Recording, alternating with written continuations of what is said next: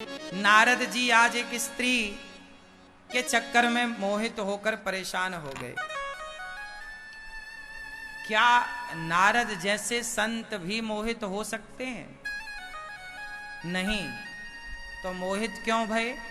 देखो ऐसा है कि ये संत लोग ये लीला करके इसलिए समाज को बताते हैं कि अभिमान करेंगे तो नारद जी भी उलझ जाएंगे, तो हम और आप फिर कौन हैं? इसलिए हम शरण में रहें, अभिमान के शिकार न बने। जब माँ बच्चे को चलाती है ना, तो माँ जब बच्चे को चलाती है तो बच्चा सीधा चले, इसके लिए माँ उल्टी चलती है, पीछे की तरफ चलती है और बच्चे से कहती है आजा आजा आजा आजा, ताकि बच्चा कोई बोले कि माँ आप उल्टी क्यों चल रही हो? तो माँ बोली कि मैं उल्टी इसलिए चल रही हूँ ताकि मेरा बच्चा सीधा चलना सीख जाए। तो संत लोग कई बार उल्टी लीला इसलिए करते हैं कि जगत के भक्त लोग सीधा चलना सीख जाएं। आप सीधा चलना सीखें, इसलिए कुछ लीलाएं उल्टी करनी पड़ती ताकि आपको मैसेज प्राप्त हो। एक बार मनु शत्रुपा, इन्होंने हो ही न विषय विराग, भवन बसत भाचा उत्पन, हृदय बहुत दुख लाग, जन्म गयऊं हरि भगत बिनु। हाँ ही न विषय विराग, मनु शत्रुपा को वैराग्य नहीं हुआ। तब इन्होंने कहा कि अब चतुर्थ अवस्था में, बुढ़ापे में सब छोड़कर इन्होंने 10,000 वर्षों तक तपस्या की। और भगवान जब प्रकट भये तो कहा कि आप जैसा पुत्र चाहिए। तब भगवान बोले कि मेरे जैसा तो कोई है नहीं, तो मैं ही आपके पुत्र के रूप में आऊंगा। तब मनु शत्रुपा के लिए भगवान ही पुत्र के रूप में प्रकट भये। तो इसलिए भगवान प्रकट भये। अच्छा एक बात बताओ, मनु शत्रुपा, मनु जी की 3 बेटियां हैं और 2 बेटे हैं। आकुति, देवहूति, प्रसूति नाम की 3 बेटियां, प्रियव्रत और उत्तानपाद नाम के 2 बेटे। मनु जी बहुत बड़े राजा हैं। मनु के नाम से ही हमें मनुष्य कहा गया। हम मनु की संतान हैं, इसलिए हमें मनुष्य कहा जाता है। मनु जी को वैराग्य नहीं हुआ। ये बताओ गृहस्थ आश्रम कितने वर्ष का होता है?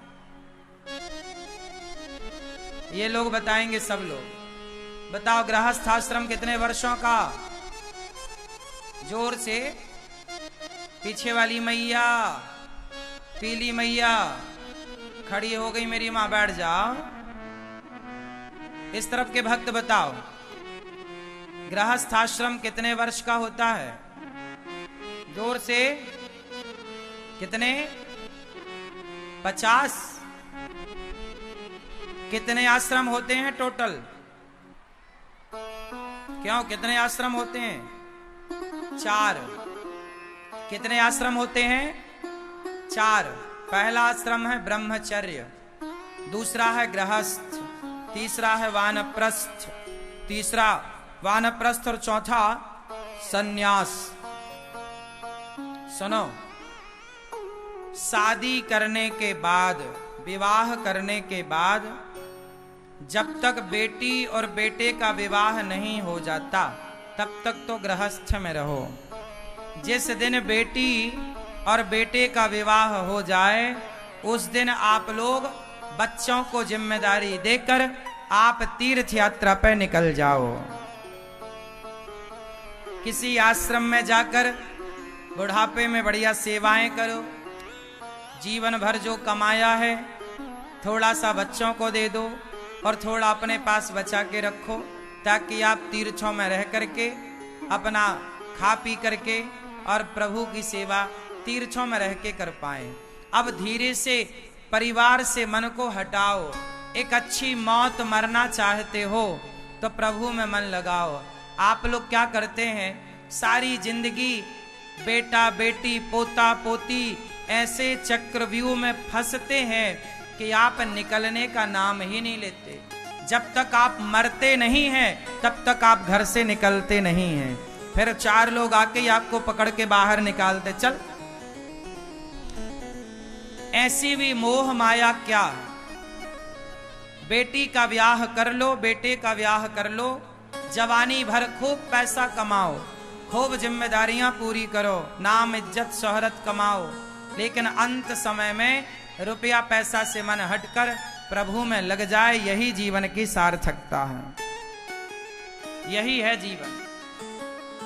आज आप लोग परेशान क्यों होते हैं? घर से मन हटाते ही नहीं हैं आप लोग।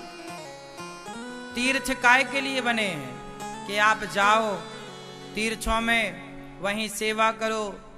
आप जीवन भर पैसा कमाए हैं, बच्चों को जिम्मेदार बनाए हैं, आप कुछ तीर्थों में जाओ, दीन दुखियों की सेवा करो, प्यासे को पानी की व्यवस्था करो, भूखे को भोजन की व्यवस्था करो, और अपना बुढ़ापा दीन दुखियों की सेवा में लगाकर, संतों की सेवा में लगाकर, सत्संग करके अपना जीवन व्यतीत करो।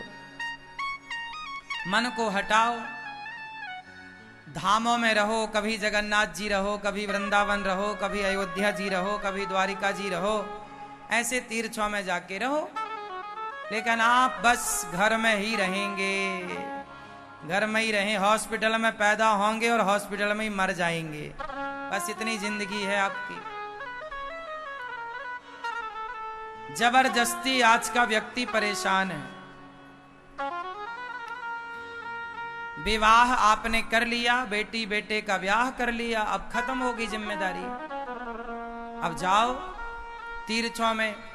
घर में रहोगे कोई फायदा नहीं, बहू पता नहीं कितना सम्मान करती है आपका, बेटा पता नहीं कितना आदर करता है। थोड़ा तीर्थों में जाओगे, कुछ दिन वहां रहोगे, आओगे तो बढ़िया बादाम का हलवा देगी बहू, घर में ही पड़ी रहोगी तो क्या मिलेगा।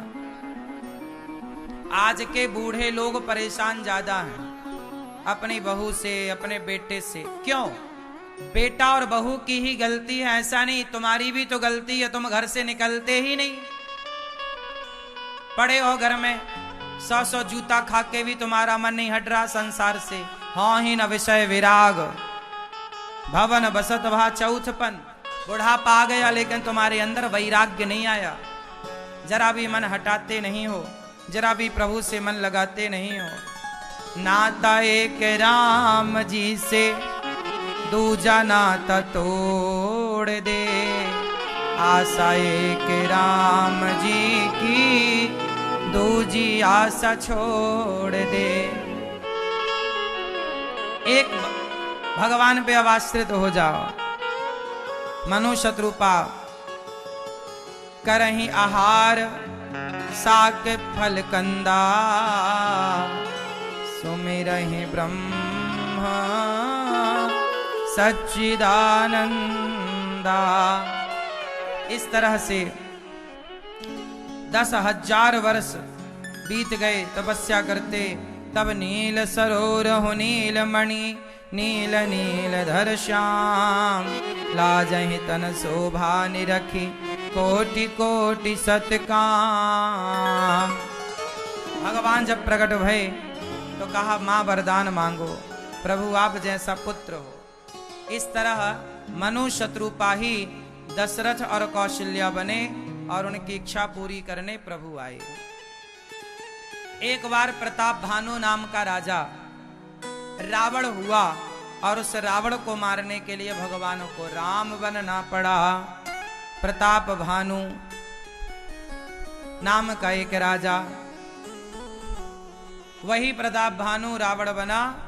एक प्रताप भानु नाम के राजा थे, बड़े धनवान थे, बड़े राजा, लेकिन लालच और जंगल में रास्ता भटक गए तो एक कपटी साधु मिला, एक तनु, उससे कह रहे हैं कि हम अमर हो जाएं, तो उसने छल कर दिया, कहा तुम ब्राह्मणों को भोजन कराना तुम अमर हो जाओगे। तो उस राक्षस के सहयोग से वह एक तनु ने ब्राह्मणों के भोजन में मांस परोसवा दिया।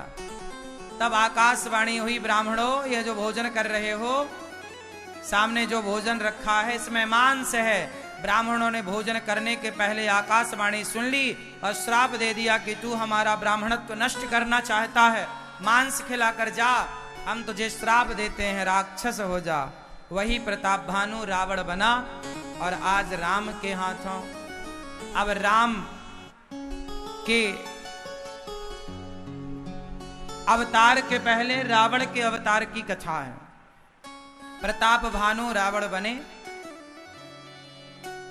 विभीषण और कुंभकर्ण, इस तरह से ये सब तैयार हुआ पूरा।